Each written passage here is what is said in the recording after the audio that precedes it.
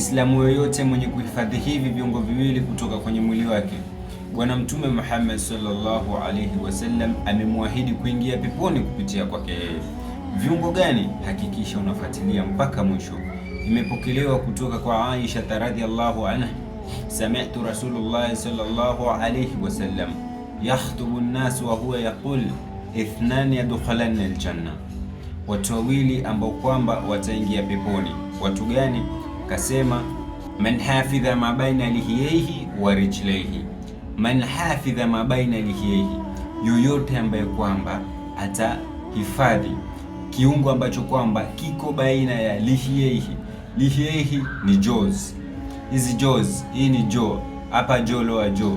Kiungo ambacho kwamba kipo katikati ya hizi jaws mbili ni ulimi. Yoyote mwenye kuhifadhi ulimi wake kutokamana na kuongea mambo mabaya ambayo hayana maana, basi anatumia ulimi wake kufanya istighfar, kusoma Qur'an, kuongea mambo ya khairi, Mtume Muhammad sallallahu alaihi wasallam amemwahidi ataingia peponi.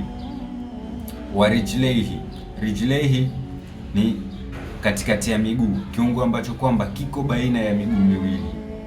Kiungo ambacho kwamba kiko baina ya miguu miwili ni tupu. Yoyote mwenye kuhifadhi tupu lake kutokamana na zina, basi Mtume Muhammad sallallahu alaihi wasallam pia amemwahidi kuingia katika pepo ya Allah subhanahu wa ta'ala. Wewe Muislamu, hakikisha unamsambazia Muislamu mwenzako ujumbe huu kama sadaqatul jariya, ili naye aweze kuitafuta pepo. Assalamu alaikum.